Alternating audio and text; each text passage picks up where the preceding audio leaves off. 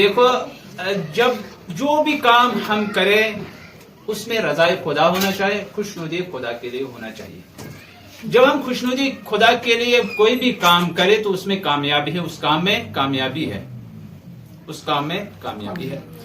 میں آپ کے سامنے ایک قصہ بیان کروں گا کہ ایک شخص جو ہے بنی اسرائیل, حضرت موسیٰ کے زمانے میں ایک شخص تھا, بنی اسرائیل کے زمانے میں ایک شخص بہت ہی بڑا عابد شخص تھا, بہت ہی بڑا عابد شخص تھا, بہت زیادہ عبادت کرتا تھا. اس نے دیکھا کہ کچھ لوگ ایک درخت کی پرستش کر رہے ہیں, ایک درخت کی پوجا کر رہے ہیں. درخت کہیں تھا تو اس درخت کے پاس جاتے ہیں اور پوجا کرتے ہیں.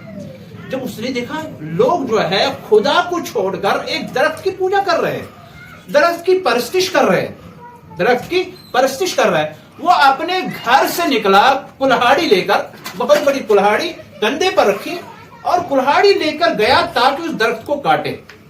راستے میں ایک بزرگ ملا, ہاتھ میں تسبیح بھی تھی اس بزرگ کی, سفید ریش تھا, دیکھنے میں بہت ہی پرہیزگار اور متقی شخص لگ رہا تھا. ایک مرتبہ جب وہ شخص جو ہے سامنے آیا, اس شخص نے سوال کیا, اس بزرگ نے سوال کیا, کہاں جا رہے ہو؟ کہا فلاں جگہ پر ایک درخت ہے کہ لوگ خدا کو چھوڑ کر اس درخت کی پرستش کر رہے ہیں, اس پیڑ کی پرستش کر رہے ہیں, خدا کو چھوڑ کر, اللہ کو چھوڑ کر اس درخت کی پرستش کر رہے ہیں. میں اس درخت کو کاٹنے کے لیے جا رہا ہوں, میں اس درخت کو کاٹنے کے لیے جا رہا ہوں. اور بزرگ نے کہا تجھے اس درخت سے کاٹنے سے کیا فائدہ ہوگا؟ دیکھو اس درخت کو مت کاٹو. اس نے کہا نہیں میں اس درخت کو کاٹوں گا. کہا دیکھو تم ایسا کرو, جب اس نے مانا نہیں, اس نے کہا بھائی میں کاٹنے نہیں دوں گا, اس درخت کو آپ نہیں کاٹ سکتے. اب اس کو نہیں معلوم کہ یہ شیطان ہے, میں اس درخت کو کاٹنے نہیں دوں گا. اس نے کہا بھائی کیوں نہیں کاٹنے دوں گے, تو میں آپس میں جپھی ہوگی, اس نے اس کا کالر پکڑا, اس نے اس کا کالر پکڑا, یہاں تک کی جو ہے لڑائی ہوگی, لڑائی ہوگی, کشتی ہوگی. اس عابد نے شیطان کو پٹک دیا, جو بزرگ کی شکل میں شیطان تھا اس کو پٹک دیا, زمین پر سینے پر سوار ہو گیا. کہا کہ اب تم مجھے نہیں روکو گے, میں اس درخت کو کاٹنے کے لیے جا رہا ہوں, اگر تو نے مجھے وہ درخت کاٹنے نہیں دیا میں تم کو نہیں چھوڑوں گا. اس نے کہا میں تم کو ایک بات بتانے جا رہا ہوں, میرا ایک مشورہ ہے, اس مشورے کو سنو, اس کے بعد تمہاری مرضی, اس کے بعد تمہاری مرضی. کہا کیا مشورہ ہے؟ کہا تم ایسا کرو, تم کو میں روزانہ شام کو 2 درہم دیا کروں گا, 2 درہم دیا کروں گا, تم وہ 2 درہم لے جاؤ اور فقیروں اور مسکینوں میں تقسیم کرو, فقیروں اور مسکینوں میں تقسیم کرو. اب وہ درخت جو ہے اس درخت کو مت کاٹو. درخت کے کاٹنے سے اگر پروردگار عالم چاہتا تو اس درخت کو پہلے ہی کسی سے کٹوا دیتا. ضروری یہ کام پروردگار عالم آپ ہی سے لے لے. لہذا میں تمہیں ہر شام کو 2 درہم دیا کروں گا, لیکن اس درخت کو نہیں کاٹنا.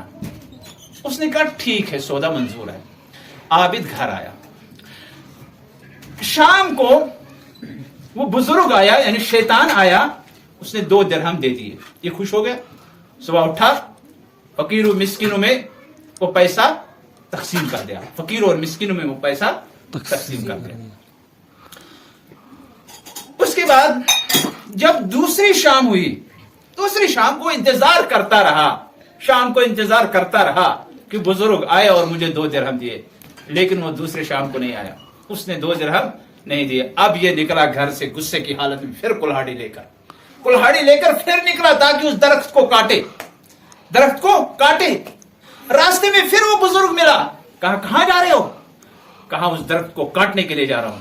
تو نے کہا تھا میں تجھے ہر شام کو 2 درہم دیا کروں گا تاکہ تو فقیروں اور مسکینوں میں 2 درہم تقسیم کر سکو.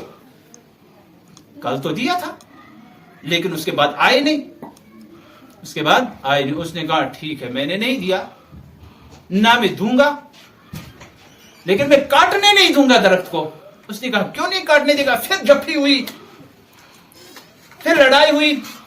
اس نے اس کا کالر پکڑا, اس کا کالر پکڑا, عابد نے شیطان کا کالر پکڑا, اس نے اس کا کالر پکڑا. اس کے بعد آپس میں کشتی ہوئی. آج جو ہے بزرگ نے گرا دیا، شیطان نے گرا دیا عابد کو، اور اس کے بعد اس کے سینے پر سوار ہو گیا۔ جب سینے پر سوار ہو گیا، اب عابد نے سوال کیا، کل میں نے تجھے ایسے پٹک دیا تھا جیسے میں تنکے کو جو ہے گرا دیتا ہوں، پھر کوئی وزن ہی نہیں تھا، نہ طاقت تھی، میں نے تجھے پٹک دیا تھا اور آج تو نے مجھے گرا دیا ہے۔ اور بزرگ کہنے لگا، دیکھو میں شیطان ہوں، دیکھو میں شیطان ہوں، کل جب تو درخت کو کاٹنے کے لیے نکلا تھا تو خلوص نیت سے نکلا تھا کہ لوگ خدا کو چھوڑ کر کسی اور کی عبادت نہ کرے۔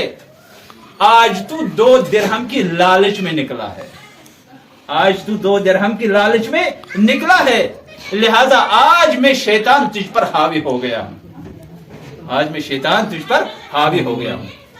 لہذا جو بھی کام انسان کرے اس میں اگر صرف اللہ کی رضا شامل ہے تو انسان اس کام میں کامیاب ہو جاتا ہے، اس کام میں کامیاب ہو جاتا ہے۔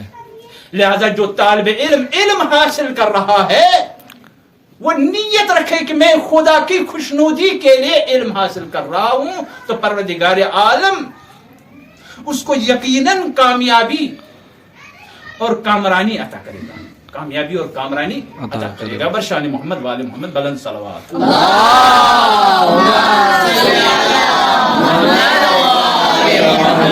لہذا انسان جو بھی کام کرے اس میں خلوص نیت ہونا چاہیے، خلوص نیت ہونا چاہیے، اللہ کی رضا ہونا چاہیے۔ نماز پڑھے تو اللہ کی رضا کے لیے، علم حاصل کرے تو اللہ کی رضا کے لیے علم حاصل کرے، کوئی بھی کام کرے اللہ کی رضا کے لیے وہ کام